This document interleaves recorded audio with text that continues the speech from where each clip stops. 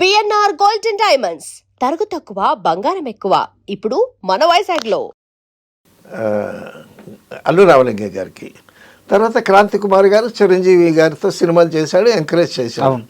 చేసి రోజు ఉదయం ఫోన్ వచ్చేది. ఫోన్ వస్తే బాబు జయబాబు అనేవాడు, జయకుమార్ జయబాబు అనేవాడు నన్ను. బాబు జయబాబు ఏంటండి క్రాంతి గారు ఉన్నారా? ఉన్నారండి, ఒకసారి క్రాంతి గారికి ఇస్తావా అంటే క్రాంతి గారికి ఇచ్చాయి. సరే మాట్లాడుకున్నారు. మరుసటి రోజు కూడా మళ్ళా జయబాబు క్రాంతి గారు ఉన్నారా, క్రాంతి గారికి ఇస్తావా? ఇస్తానండి, మాట్లాడుకున్నారు. రోజు ఫోన్ చేస్తుంటే ఏయ్ ఆ ఫోన్ వస్తే నాకు ఈ బాకాలు అన్నాడు క్రాంతి కుమార్ గారు. ఎందుకంటే అప్పుడే చిరంజీవి గారు ఎదుగుతున్నాడు. సో చిరంజీవి గారిని అల్లుడుగా చేసుకోవటం కోసం ఓకే క్రాంతి గారిని సలహా అడగటం అనమాట. మంచి చెడు తెలుసుకోవటం. ఏంటి ప్రతిసారి చిరంజీవి మంచివాడేనా నన్ను అడుగుతాడు.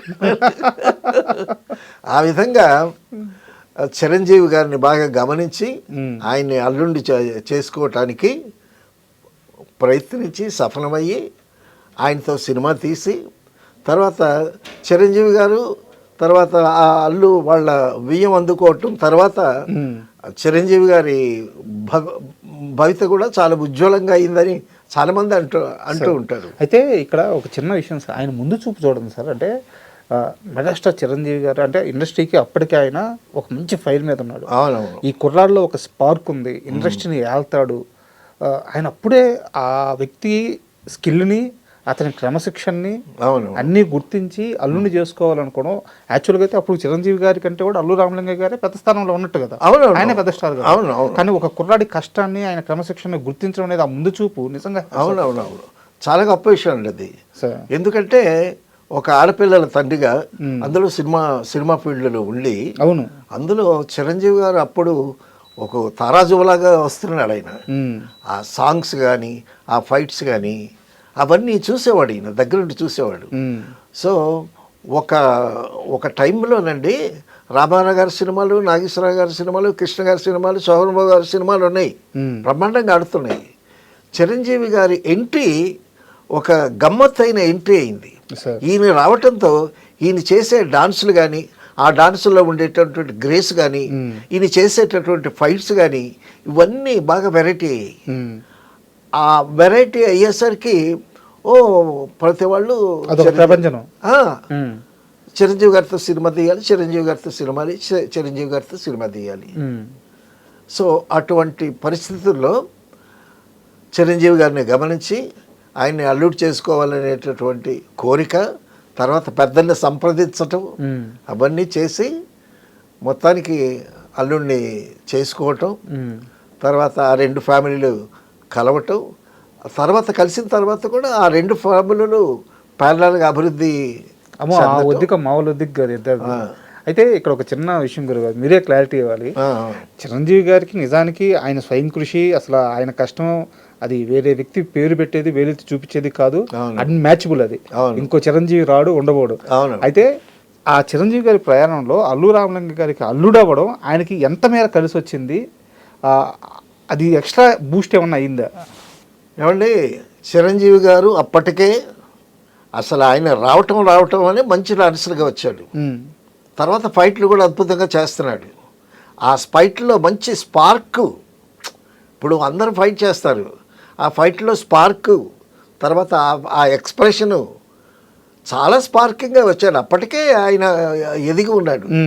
సో ఆయన ఎదుగుతూ ఉన్నాడు కాబట్టి ఈయన అల్లుడిని చేసుకుందాం అనేటటువంటి ఉద్దేశం ఉంటుంది న్యాచురల్గా. సో అయితే ఏమవుతుందంటే ఇప్పుడు పువ్వుకు తాబెబ్బినట్టు already is it a flower, ఆ ఫ్లవర్కి వాసన లేకపోతే ఏముంటుంది? సో వాసన చేరిందనుకోండి, అది ఆగ్రహణిస్తాం. అలాగా అప్పటికే ఆయన ఫైల్లోకి వస్తూ ఉన్నాడు. తర్వాత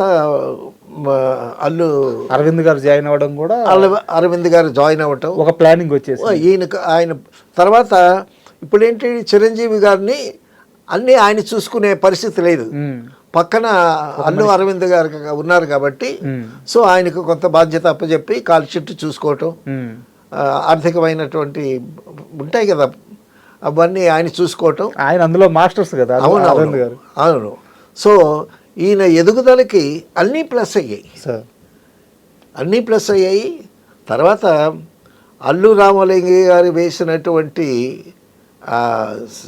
సీడ్స్ ఒక మహావృక్షం అయ్యి ఇప్పుడు బాగా విస్తరిల్లి, సో ఆ ఫలాలన్నీ ఆ ఫ్యామిలీ అందరూ అనుభవిస్తూ ఉన్నారు.